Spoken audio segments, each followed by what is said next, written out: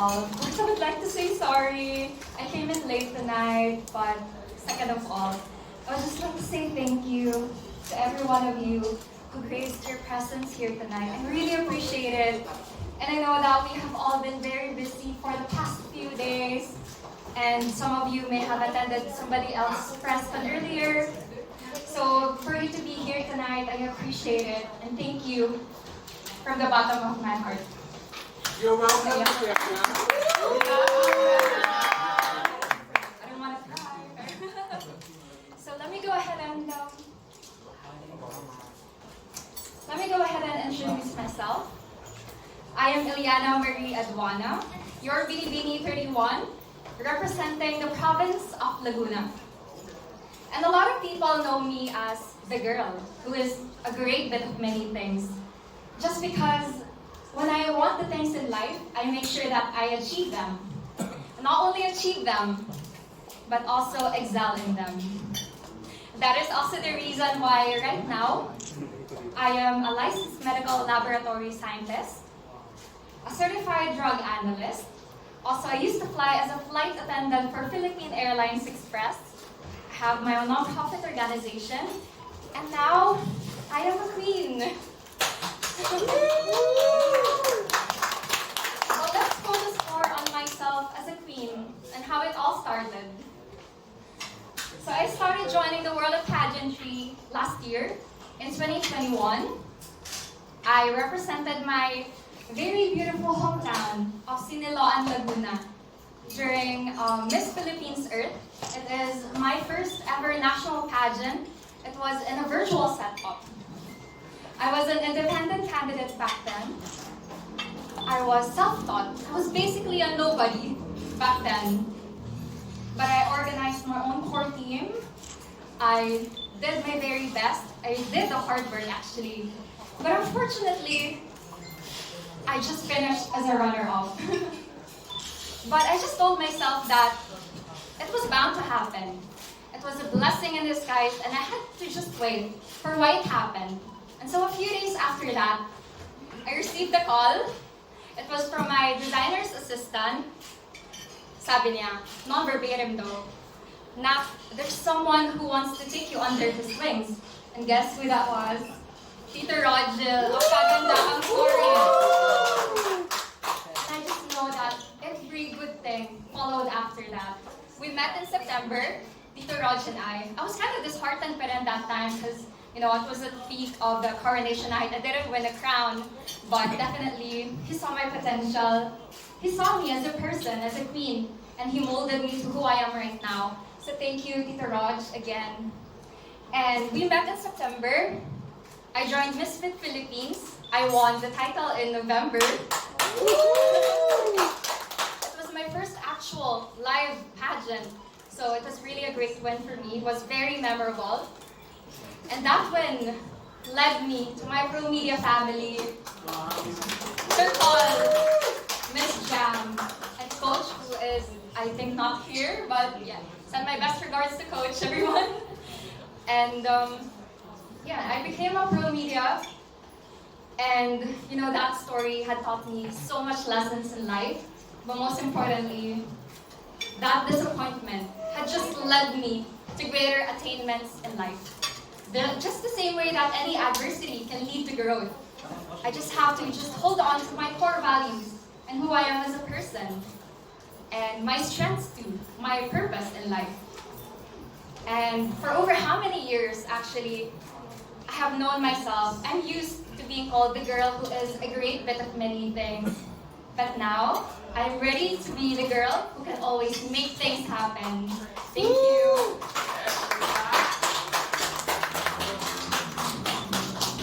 Let's start the Q&A from the press. Ano yun ang sit?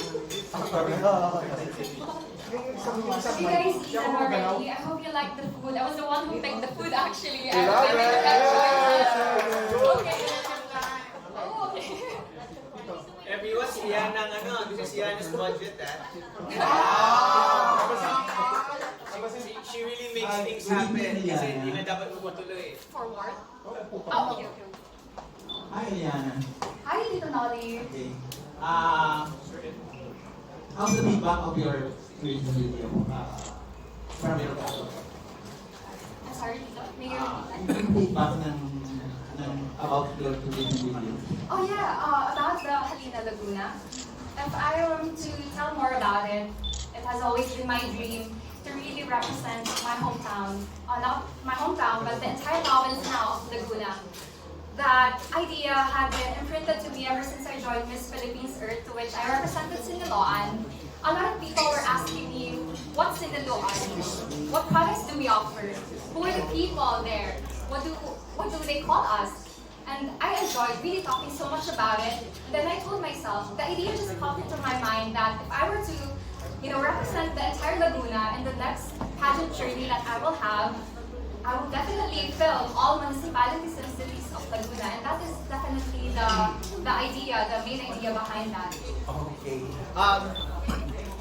Do you believe in the expression, save the best for last? Because save the best for last. Because among the pro-media meeting, you are the last, but definitely presented to the media. Well, I'm actually ultimately saddened when I wasn't able to, attend the Pro Media presscon last Friday. But definitely, I would say that it was a blessing in disguise because now I get to be on a solo presscon with every one of you. So, save the best for the last, definitely, maybe. Follow-up lang. So, we have seen your fellow pro media. We heard their both the platform and the gameplans. So, how will you set apart from them? I mean, yung plan mo, yung platform mo na hindi pa nila nasasabi during their meet and greet. Yes, so actually, my philosophy in my pageantry life is fight like a horse with a blinder. And I've been always telling this strategic philosophy that I have, to fight like a horse with a blinder, just focus on myself. I don't really mind about the stereotypical standards that I can always see on my peripherals. I just always want to focus on the crown that I always want. I have to have a laser focus. So I conceptualized many strategies, actually game plans, just before I passed the initial application to Binibining Pilipinas. And I'm not sure if my pro media family, if I told them about that, but I think I called it late. Yeah, so definitely I just organized a lot of things just before I stepped in on the Binibining Pilipinas stage. Thank you very much and belated happy birthday. Oh, it's gonna be an advance happy birthday. Advance ba? But I appreciate it. Of course, it's always the thought. Yeah, I appreciate it. Thank you. Hi, good evening, Yana. This is Jay from Pageantry. I have only one question for you. So, what is your own formula of success?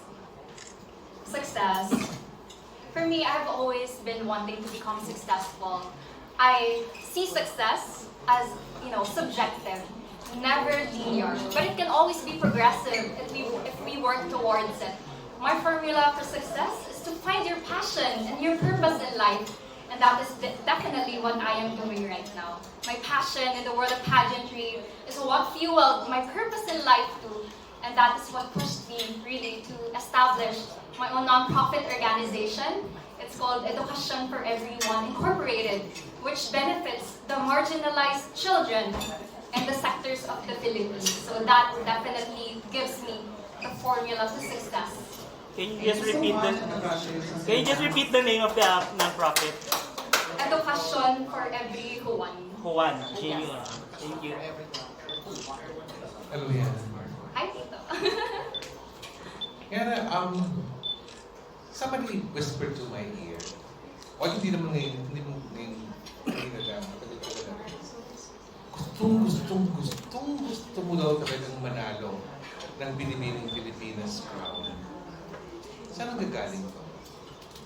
That burning passion and desire to win a crown is for my province, Laguna, and also for the children that I've always encountered with.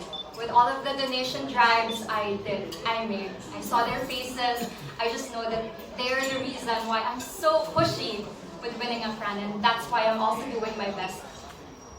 All right, follow-up question. You're a drug analyst, right? Yes, I am. If Binibining Pilipinas is a good drug, what will be the ingredients of it to make you want? Sorry, may I? What were the ingredients for Binibining Pilipinas crown that will make you really want to take it? What kind of drug ba? But good drug, Okay, okay.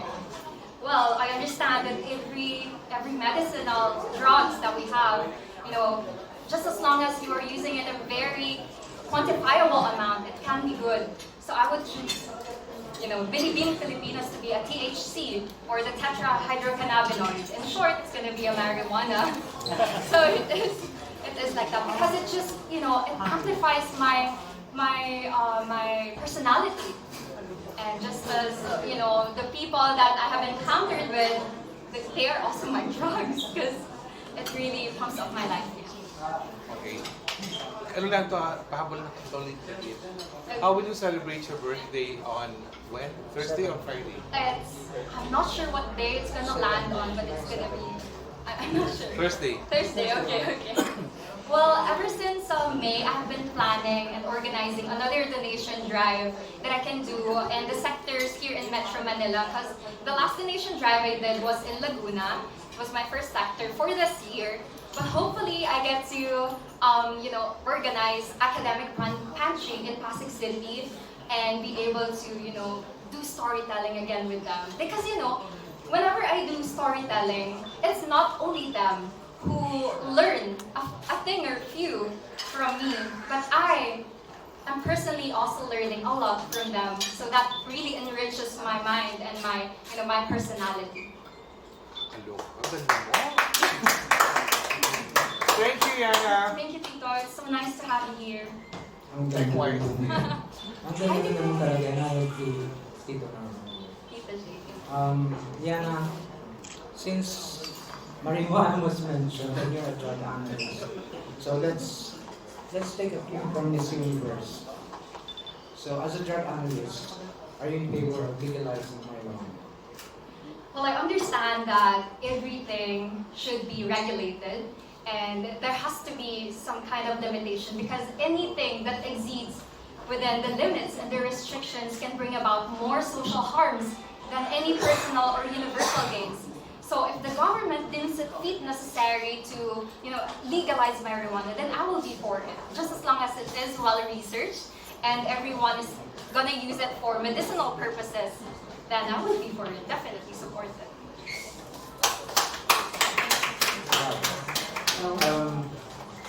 Okay, I'm sure you have been asked this question before, again and again.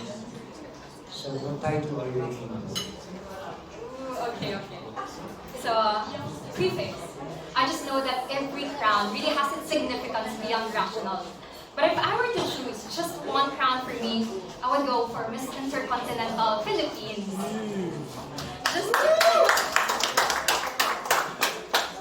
I love that they are really promoting universal female beauty. But more than that, the success of Filipina, not Filipino beauty, but beauty of all continents. Also the success of the women all around the continents.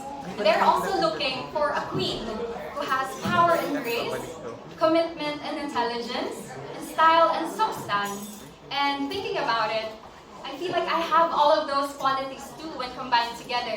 I've been having a lot of premonitions and signs that I'm gonna win Binibining Pilipinas Intercontinental this year. So I hope that it's gonna be like a law of attraction. But definitely, gonna work hard for it. Yana, last question. I appreciate it. With that in mind, and that aiming for Binibining Pilipinas Intercontinental, are you ready for the added pressure of back-to-back win? That is gonna be really, really If and when. pressure, definitely. But if I can work hard for it, and if I, like I said earlier, the girl who is a great fit of many things, who always wants to achieve the things that she wants in life, then I will be able to excel in it. Law of attraction. Thank you. Hi Mars, good evening. I miss our Q&A. Okay. Mariel de Leon, Catarina Rodriguez, Jessica Millar, now Mika Rosario, which is our Miss International, and now Yllana Aduana wearing the winning number, which is 31. Oh, really? How was your preparation now, Mars? I just learned it about it now, but thank you for the heads up. Well, a quick fun fact, I love reading Chinese horoscope, zodiac horoscopes, and you know what? 3 of my lucky numbers this year is 1, 3, and 5. And I read that if you combine any of the 2 or any of the 3 all together, it's gonna be your lucky number 2. And guess the number I got? It's 31. So it's a combination of 2 lucky numbers. My lucky colors too is green, blue, and orange. Those are really my favorite colors. And I don't want to jinx it, but I hope that it's gonna be a win-win for this year. And also, what are the odds na Laguna is composed also of 31 cities and municipalities, and you are now representing Laguna, and your number is 31, definitely. 24 municipalities actually, and 6 captivating cities, but 1 Laguna. It's equals to 31. I hope, Lord God, I'm not jinxing it. Ay, ito na lang, kasi tinanong mo si God. Ito, question ko din sa'yo. If given a chance to talk to God right now, what is your first question to Him and why? God, am I doing enough? Because I always wanna, I wanna get a reassurance always that I am doing enough and the best, not only for myself, but also for the community that I am a part of. I am also wanting to, promote inclusive quality education. So I want to be of help to those communities. And with God, I know that He's gonna answer really, faithfully, very truthfully. So if He's gonna say that I'm not doing enough, then I'll be doing more tomorrow. That's how life goes. Yes. Congratulations, Mars! And Hi, Yana. Hi. Armin Adina from the Inquirer. Yes. Tanong ko lang, ano reaction mo kapag tinatawag kang ring light Binibini? I actually feel kind of, honored and pressured at the same time because I really have to sustain that glow up until coronation, and I hope my glow is not running out of time, I just really feel happy because people are now really seeing through me. I am a newbie in the world of pageantry, but to be labeled as that, it already gives me the same sense of fulfillment as, being kind of known to the world of pageantry. Thank you so much. I think Tita Lavinia was the one who titled me that. Thank you, Tita. Best of luck to you in advance. Happy birthday. Thank you, Tita Lav. Hi Yana, Jason from Sashes here. Tanong ko lang kasi, were you very strategic in making sure that you're doing a tourism video for Laguna? Because that's exactly kung ano ang nagpanalo kay Cindy Obeñita last year sa Miss Intercon. Oh, I have no idea about that actually. But definitely, I just really felt like Laguna really has so much to offer. And I feel like as a Laguna representative, I want to really give my best because Laguna also gave me the best things that I can have. So, it's going to be like a reciprocating energy if I get to, incorporate all municipalities and cities that we have back home. Because, a lot of municipalities are really off the beaten path. And traveling over there, I just discovered that we are really a gold mine and a treasure trove of so much unexplored potentials, and I'm just so ready to bring them to the table, equally represented. Thank you. If ever that you were given an opportunity to talk with any of the reigning Binibining Pilipinas queens, would you take the opportunity to talk with Cindy Obeñita to learn from her for her experience in Miss Intercontinental? And why? Yes, definitely, and also Miss Emma Tiglao. Okay. I've been very vocal about, me idolizing Miss Emma and also Miss Cindy Obeñita because they have been, our Miss Intercontinental Philippines for 2019 and just last year. So it's gonna be really an honor if I get to learn a thing or two from them, definitely. Thank you, Yana. Thank you, Pastor Justin.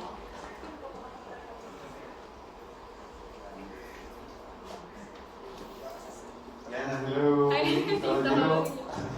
You know how much I love you. First time I met you, sabi I ko, love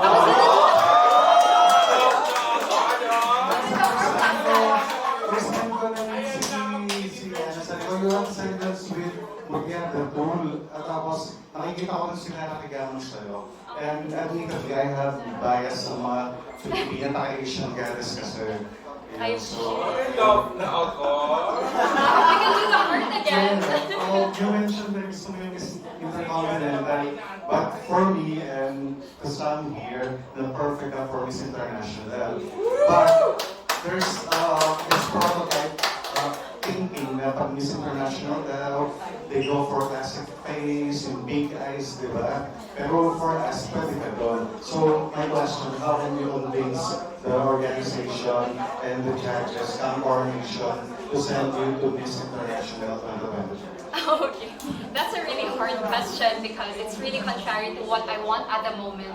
But definitely, if I were to convince them, I just know that they have the eyes to see who is the best queen for which crown. So I'm just gonna have to trust their judgments. And what I'm gonna do is really focus on myself, focus on my core values and strengths. Because I also believe, that God can really provide us and God can really faith us to a certain destination that He had pre-planned for us. And that is really what I'm gonna hold on and believe in. Whether it be Miss International or Miss Intercontinental, whether it be Miss Globe or Miss Grand International, I just know that I will prepare and I will do my best now to be able to snatch the crown that is definitely for me. Thanks so much for that. We know you as very appreciative of having a person. Ano na lang yung thankful message mo for Kuya Ronji and Kinasal? Thank you. Ano yung message mo for Let's do a heart picture later. Yana, your message to Kuya Ronji and to Bobby. Okay. I thought it was like my message. Can I stand? Because I feel like I'm gonna cry if I sit down. Tita Raja, Tita Raja, just want to say thank you for everything. You hold me to the queen that I am right now. You saw me, even if I was a nobody, like I said earlier. But you see through me, you saw through me. And even up to these days, you support me. And I am going to continue doing my best to make you proud. And I would always remember when you told me, not more crowns to go. Thank you. I love you, Tito. And to my Media family, Sir Paul, Miss Jam, Sir Ken, of course, already a part of Pro Media, at the Shannon, to everyone here in the media. I would just like to say thank you for taking me under your wings now. Am I official? Am I official now? Because I just received a mask that says Pro Media. I feel like I'm official now. But thank you. Thank you. I appreciate it. Thank you for seeing my potential, and I just promise to do my best always to attend the trainings now that I'm done with the Yllana Aduana segment. And really gonna do my best. That's all I have to say. Thank you. Thank you, Yana, and Thank you.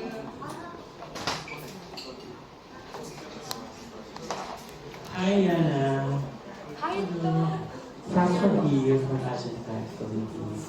You mentioned a while back that you are a scientist, right?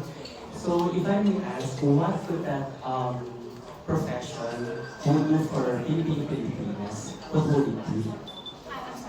What could be your profession do for Binibining Pilipinas? My profession for Binibining Pilipinas. That's right.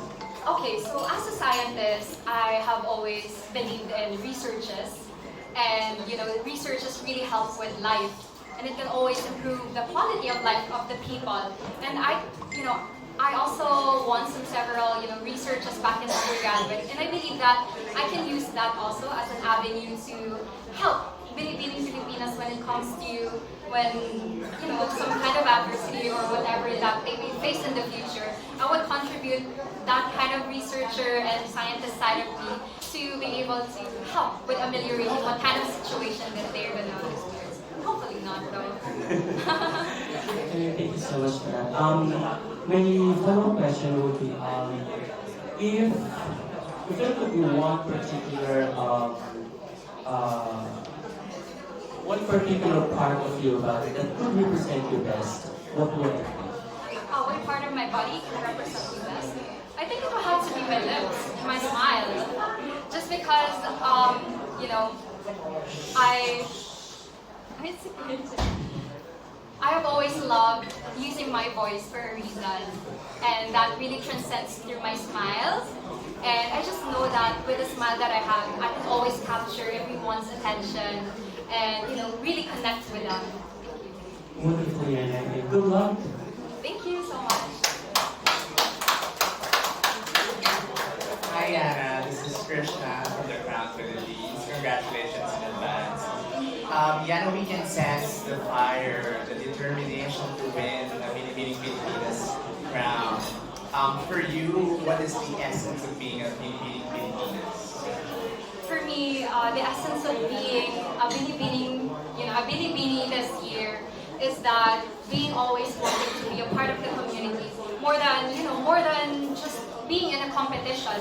I just know that I am here for a reason, and that is to really promote the advocacy that I have been fighting for ever since I was 16 years old, ever since I was younger. And you know what? If I win a crown this year for Binibining Pilipinas, that would definitely give me, if I continue with that, I know that I can progress with helping more school children in the marginalized sectors. And I hope I can tell more about it, my backstory, but maybe I don't know if it's running late, but maybe next time. Wow, thank you. So speaking of, because you mentioned about competition, how are you handling the competition together with your pro-media sisters? Oh yes, actually, so as we all know, Binibining Pilipinas is really definitely a bloodbath this year. My pro-media sisters, really excellent, over the top quality, definitely. So I feel like I'm a little pressured right now, but like I said earlier, I fight always like a horse with a blinder. So I just put my laser focus to the crown that I always want to have for this year, and really focus on myself. Thanks again. Congratulations in advance from the crown. Thank you.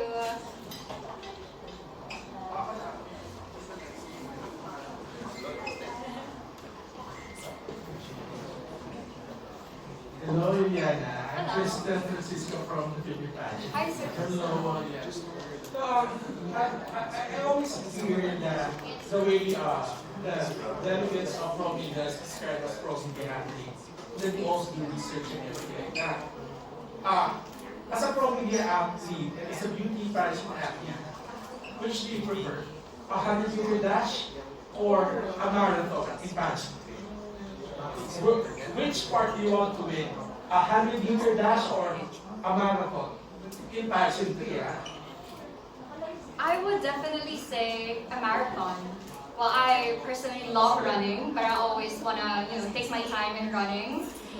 And definitely, nothing comes easy in the world of pageantry. You always have to take time, and you always have to just feel every moment of it. And just like marathon, you don't have to have pressure while you are running for the marathon. Whether it be, a 10-kilometer run, or a 3-kilometer, or maybe 5-kilometer run, you'll get there. You'll get there, even if you don't pressure yourself. And, when I was younger, I've always been a really perfectionist. But growing up, I realized that you can be a little nonchalant, you can be a little free-flowing, but still reach the end goal that you are wanting to, just as long as you focus on yourself. So definitely a marathon. So hindi lang madali, basta kahit na matagal, basta may corona in the end. Yes.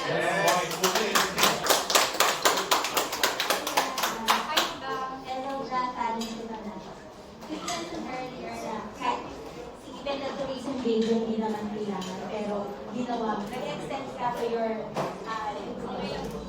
lesson. Parang, how do you manage or paano ka nag-aaral sa free time ang mga ginagawa? Kasi parang hindi mo naman kailangan doon, pero pinipili yung sarili mo. Yes. So a lot of people know me as someone who always wants to move around. I move around so much, but that gives me the kind of fulfillment of resting. I'm not sure how, but definitely I feel more rested when I get to accomplish a lot of things on a day-to-day basis. But when it's a free time, I just make sure that I catch up with my family members and really update the status of the progress of my journey. I always want to be organized and very strategized with this journey. So definitely my rest is more than just sleeping and more than just, getting to eat. Basta I have to be more productive. That's how I rest. With a lot of mga thinking mo, how do you check your mental health? My mental health, I just know that I'm a very, positive person. Even if some people may know me a very ardent person, very competitive maybe, but I don't show it in my personality. I am still a very positive and a very kind person. So I just condition my mind that everything is bound to happen. Everything is gonna happen the way that it is planned by God. So I just protect it by, reading a book maybe, drinking a cup of tea, reconnecting with my family members and my friends, and just always remember my core values and strengths. Thank you. Hi, Yana. Hello. I'm RJ Nash. Thanks for the TikTok content. You're Really welcome. appreciate it. Okay, my question is, have you experienced to climb 8 mountains? Just kidding. Okay. In I was Pio gonna or say my boyfriend, but in Pio or Spot, we describe her as someone who's really determined. And Catriona is someone who's really prepared. And as a beauty queen, how would you describe yourself in one word? in one word, I would say committed. Because, that kind of commitment has really brought me further along in life. And from the Laguna segment that I did, from the nonprofit that I have, I don't just want to present myself as just a pretty face. I don't want people to see me as someone who just presents herself, in the face. I want them to see more substance in me through my commitment. Because commitment really plays a really huge part in my life. Thank you. Thank you. Another question. Since your target crown is Miss Intercontinental, what if God redirect you to another crown, like Miss International? Do you have different approach? I would happily accept it. I'm very vocal about wanting to win Miss Intercontinental, but like I said earlier, whatever crown, I just know that it was bound to happen. It was meant for me, so I would just accept it, happily accept it, and do my best for that. Thank you. Just as long as I get to represent Philippines. Hi, Yana. Actually, Yllana, during her screening at Miss Philippines, I was one of the judges, and I gave the high score.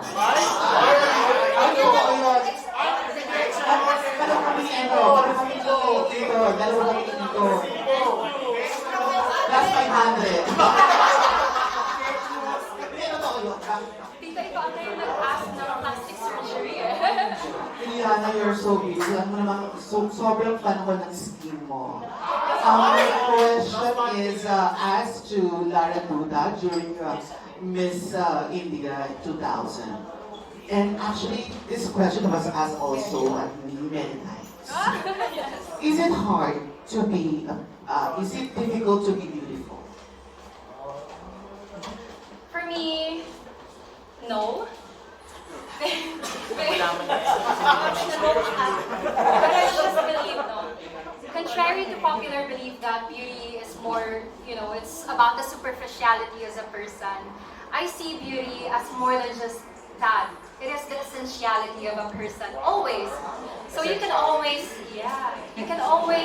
see beauty in other people. And it's not hard to be beautiful, just as long as you have that kindness and their burning passion within you to really transcend to other people. Then it's not hard. Thank you.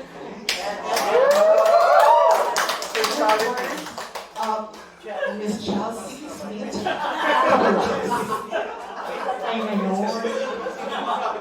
Hello, Yana. I admire your pleasant personality.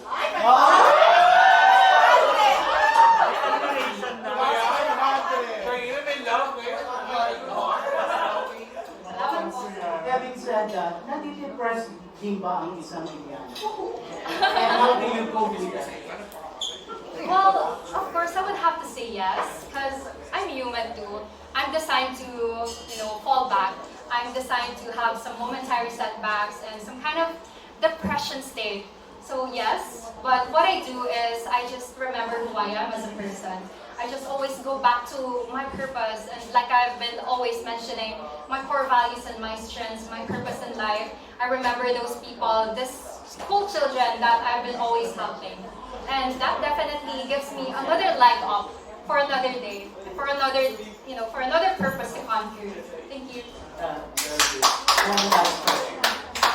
If you will be given a chance to meet President-elect BBM, what three social issues will you tell him to prioritize? Okay, if I were given that chance, I would have to say inequalities in our society. In the Philippines, we are very diverse. That's a good thing. But one problem in diversity is that we still experience inequalities. Inequalities, whether it be in education, very prominent. Gender inequality, community inequality. But if I were to focus to just one, I would say education inequality, because that's what I've been very ardent about. And if I get to sit at the table with the president-elect now, I would have a lot of things to say. I want to know his concrete solutions and strategic planning in order for him to help those school children. And I would happily to also recommend some plans that I have if given a chance. So, thank you. Thank you. Hi, Yana. Good evening. I have two questions for you. I'm going to start with a lighter question. So, yes, ako yung nagsabi na itong Binibining green light. This was also the same... 500 nyo? 500 nyo. This was also the same observation with so definitely has something to do with your bright skin. Your schedule at Binibining Pilipinas, it's grueling.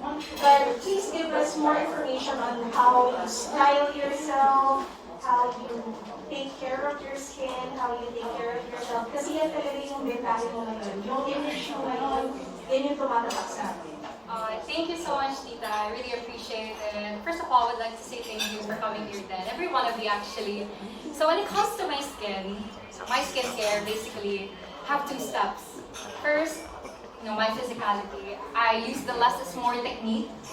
Less makeup, less products, thus less problems. And again, the inner glow that I have to always sustain it. When it comes to my health, my Pro Media family is very ardent, very passionate when it comes to health and fitness. So they're really my strong backbone when it comes to health and wellness. Sayang wala si Coach but yeah, definitely Coach helps me a lot with, tuning my body and stuff.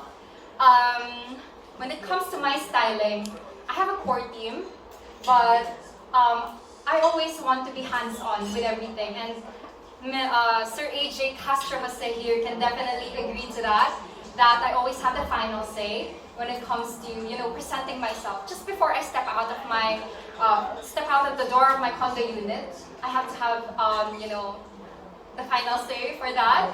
But they're very understanding, and we definitely work well together. They understand my likes and my dislikes. So I think that you just have to find the right core team for you. And that is definitely what I have right now. Thank you. I love what you're wearing. It's chartreuse. That's my favorite color. Okay. I love it. So I want to move on to something a little heavier. So women all over the world, they are weighing in and supporting the issues that's happening in the United States, which is the issue on Roe v. Wade. It's about abortion. Now, this is something that I feel does not really touch on the Philippine society. It's not something that we openly talk about, but how can you support causes for women, such as what the ladies and the communities have been fighting for in the United States? How can you support them knowing that it's not applicable to our country? for me, Tita Lavinia, no, I just know that women should always have the most autonomous decision with, with what they want to do with their bodies, with what they want to do in life. And abortion is really a very sensitive topic. Even here in the Philippines, even if we don't have that. But definitely, if the government, thinks that it is necessary or that we have to be able to support it.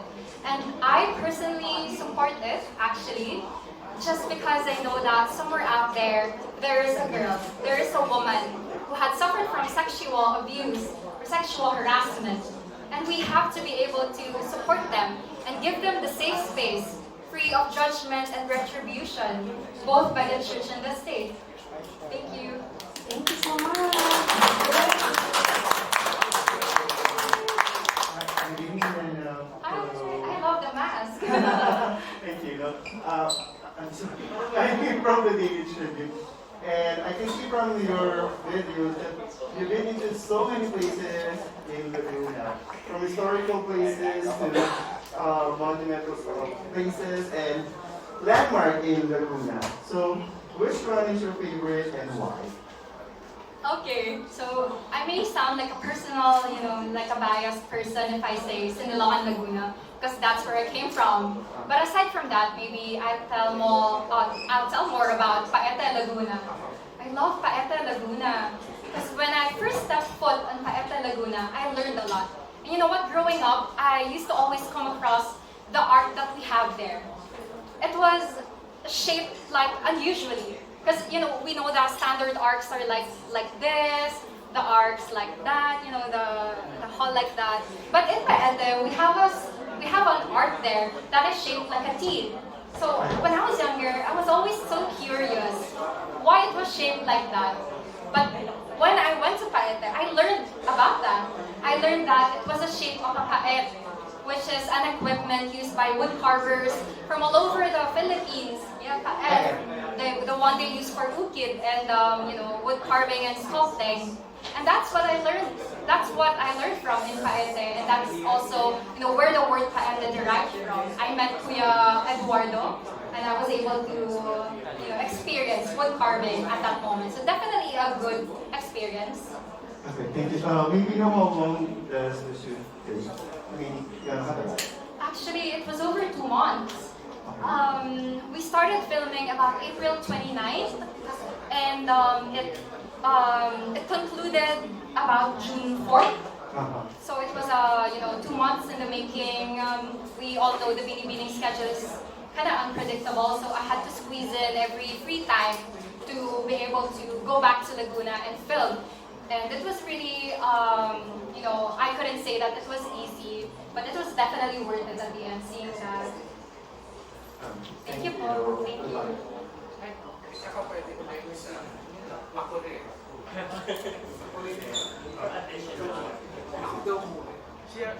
Beauty before age.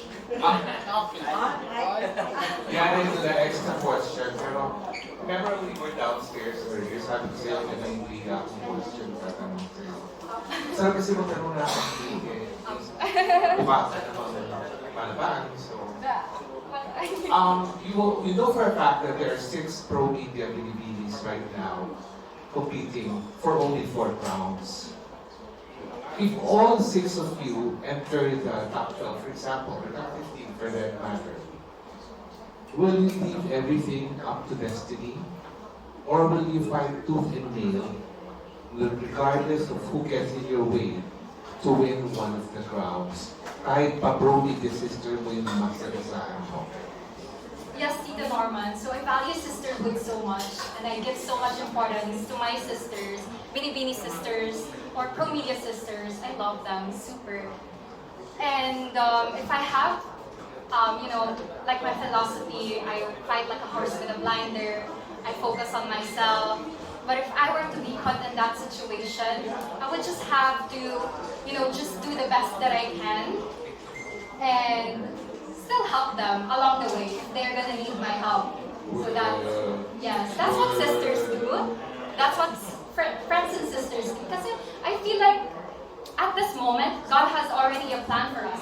We just have to work our best and just wait for the result. Just as long as you're doing the best that you can every day, then you know you're gonna achieve the best things in life too. You have to do your best to make everything the best. Definitely. So And if you're meant for one of the crowns, then I believe in law of attraction. Do good things in this world and every good thing will come back at you. So if helping...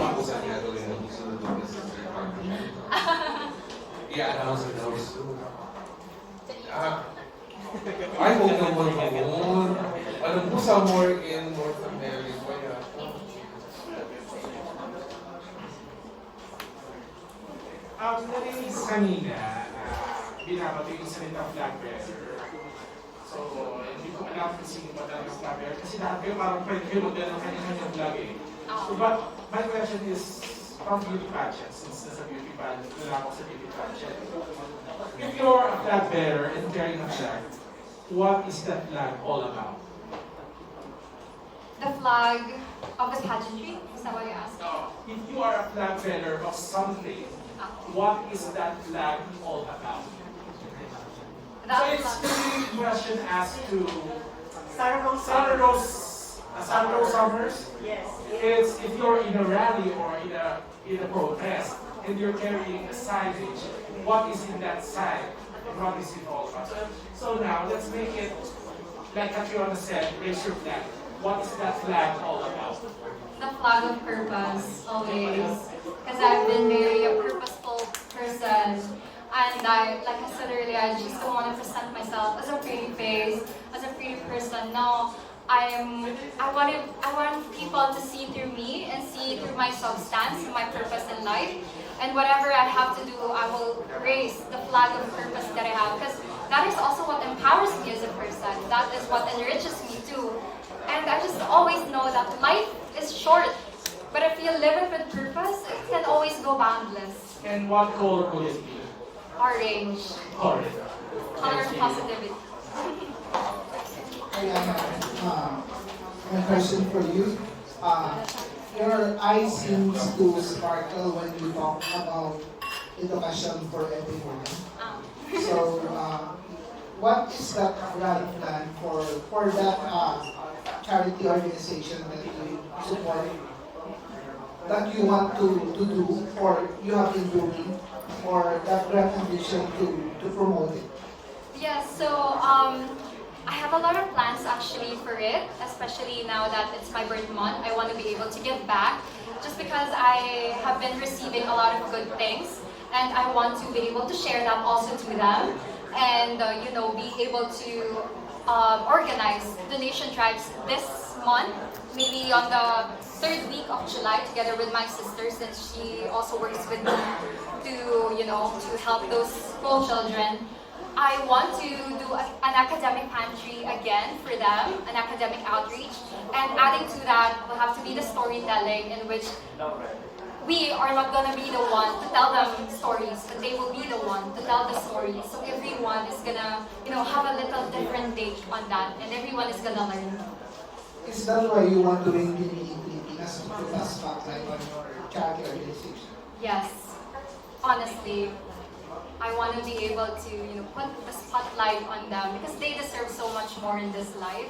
And I'm not only saying this just because I am a beauty queen, but I've also been, I've been working with them, or doing soup kitchen ever since I was in high school. I've been so exposed to them, and being able to just see them, their hopeful minds and their hopeful dreams, their beautiful faces, kind of makes me cry actually.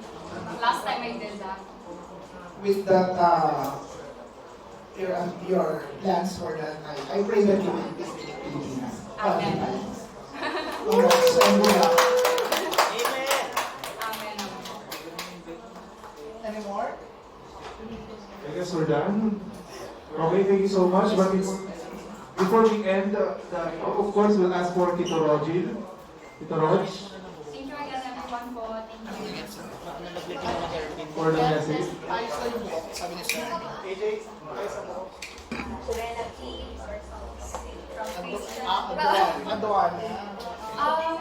Relative-wise, Tita, I don't have a beauty queen relative, but in Sinamaan, we have a counselor who happens to be a beauty queen too. Miss Philippines Earth Fire 2015. So yeah. Anong name? Carla Valderrama. You shut up, Kasi na siya. Year. Ha? Yun ang See you, Makati. Just for my last semester, I ordered. Just for the internship. Oh yes, so I'll be posting. Maybe I'll have a time delay as recommended by Sir Paul. Maybe is that what you do? The time delay or whatever. Oh yeah. So we'll be posting after 2 days, so that people don't get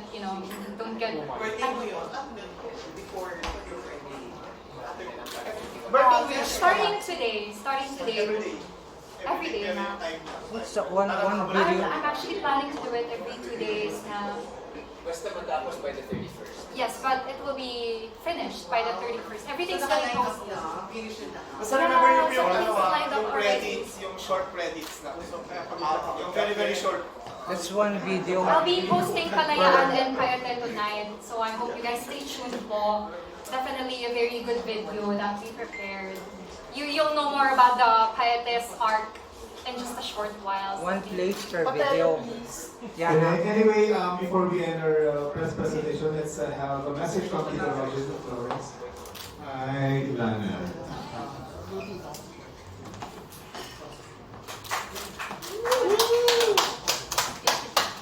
A little background, backstory. Nung Miss Philippines Earth 2021, syempre I was reviewing all the videos, every competition. Lagi ko sinasabi ang ganda nitong simuluan. Hanggang sa natapos na yung contest. And then, yung designer niya, sabi ko, paano kaya akong makakonect dito sa girl na to? And then, Yola, yung designer niya ng gown, yung good friend din niya, nakasama sa shop, nag-message talaga ako, sabi ko, ang ganda nito. Paano kaya siya makakontact? Siya na yung nag-bridge sa amin dalawa. Nakita ko pa lang siya virtual sa videos in the competition. And then finally, nag-set kami ng date na magkikita kami sa camp. Nag-start ka na agad ng training, di ba? Nung nakita ko siya, sabi ko, ang ganda. Yung skin, glowing, tapos yung figure, and everything. Ayun. Sabi ko sa kanya, na-mesmerize talaga ako. Sabi ko nga sa kanya, alam mo, malayo pa mararating ka sa Pageantry. Sabi ko, sama ka pa ng isa pa, kasi hindi na virtual, which was yung Miss Philippines. And by the way, syempre magkakadraw din ang search ng Miss Philippines 2022. Malapit na po yan. I-announce na. September. Grabe, I'm gonna relinquish my crown now. Kasi magkakaroon ko na ng ibang crown.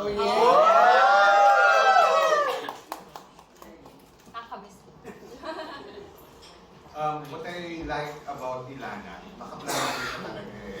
Kumbaga, yung mga, bigyan mo siya ng assignment, more than that pa ang bibigay niya sa'yo. Even yung sa journey na Binibining Pilipinas, lahat yun nakaplan, and then constant siya, communication kami, constant siya magsabi ng mga plans niya. Talagang yung mind niya, all set talaga to win the crown. And of course, I'm praying for that. And thank you very much to Sir Paul and Ms. Chan for siyempre giving the chance for Yana to fulfill her dream of joining Binibining Pilipinas. And she wants doing the best. Sure naman, more than the best po yung binibigay mo. And there's no reason para, alam na. Ibig sabihin, go for the crown. Salamat, Lord. Love you so much po.